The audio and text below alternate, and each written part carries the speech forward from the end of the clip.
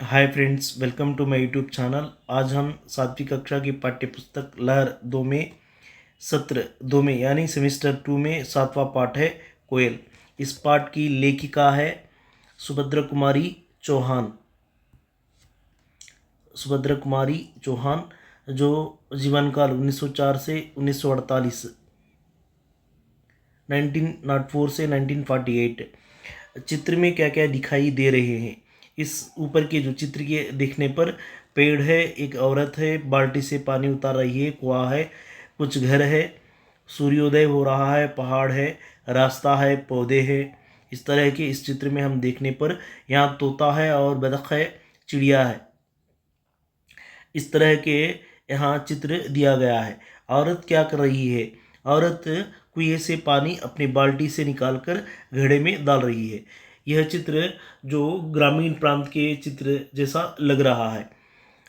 और नीचे देखेंगे, वसंत ऋतु में सूर्योदय के समय प्रकृति की सुंदरता देखने लायक होती है। इस ऋतु में हम कोयल की कूकू सुनते हैं। अब हम इस पाठ में कोयल के बारे में पढ़ेंगे। वसंत ऋतु में जो मौसम और वातावरण सुंदर रहता है, इस वसंत ऋतु में ज़्यादा से ज़्यादा कोयल अपनी आवाज़, सुरीली आवाज़ से गाँवों में और पेड़ों के बीच, आदमियों के बीच अपनी कोयल अपनी आवाज़ को सुनाती है। इस कोयल के पाठ के बारे में अब हम आगे बढ़ेंगे। कोयल, देखो कोयल काली है पर मीठी है इसकी बोली, इसने ही तो कूक कूक कर आमों में मिश्री घोली। कोयल कोयल सच बतलाना, क्या संदेशा लाई हो, बहुत दिनों के बाद आज फिर इस डाली पर आई हो। क्या गाती हो, किसे बुलाती, बतला दो कोयल रानी, पैसी धरती देख मांगती हो क्या मेघों से पानी। इस तरह यहाँ कविता और 3 पद्य दिए गए हैं कोयल के बारे में। कोयल किस तरह आवाज़ करती है, क्या संदेशा लाई है, किसे बुलाती है, इस तरह के पद्य यहाँ दिए गए हैं।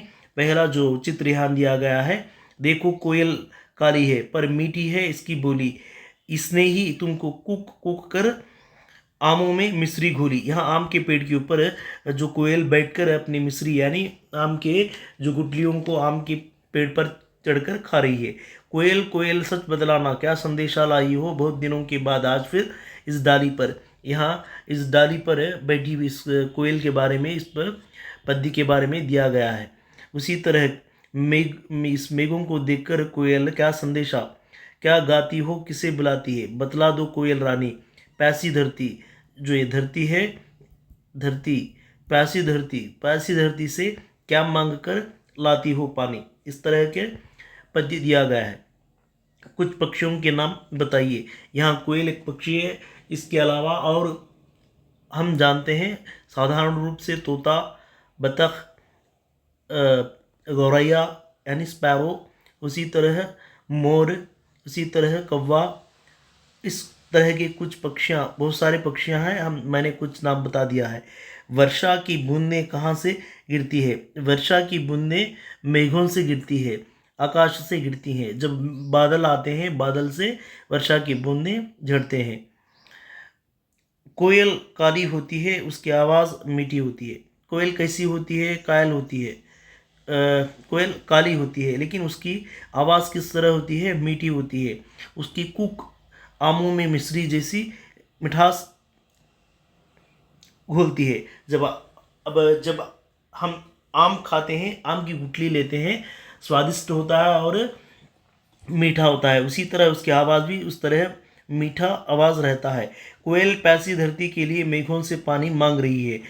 किसके लिए पानी मांग रही है? पैसी धरती के लिए मेघों से कोयल पानी मांग रही है। वह अपना संदेशा लेकर बहुत दिनों के बाद डाली पर आई है। जो बादलों से पानी मांगने का संदेशा लेकर डाली पर बहुत दिनों के बाद बैठी है। कविता का सारांश यह है कि मधुर बोलने से हर जगह आदर मिलता है। जो इस पाठ का उद्देश्य और पाठ का सारांश ये है, हम जहाँ भी जाते हैं मधुर वाणी में बोलते हैं, मधुर शब्दों में बोलते हैं, अपना इज्जत करते हैं। उदाहरण के लिए तेलुगु में कहते हैं ऊरू मंची देते नोरू मंची देते ऊरू मंची देतुंदी, जो हमारी बातचीत के अनुसार ही हमारा बर्ताव होता है। Thank you friends, like me, share me, subscribe me.